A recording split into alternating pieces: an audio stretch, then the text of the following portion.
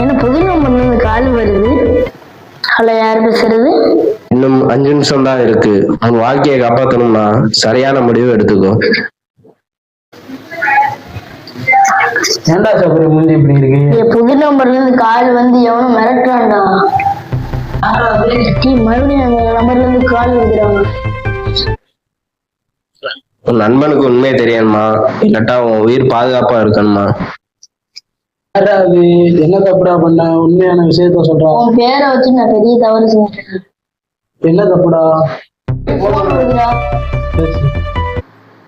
உண்மையை சொல்லணும்னா விளைவு மோசமா இருக்கும்.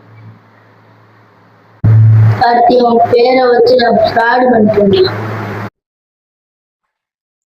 உயிரே போனாலும் உண்மையை சொல்றதாண்டா நண்பனுக்கு அழகு.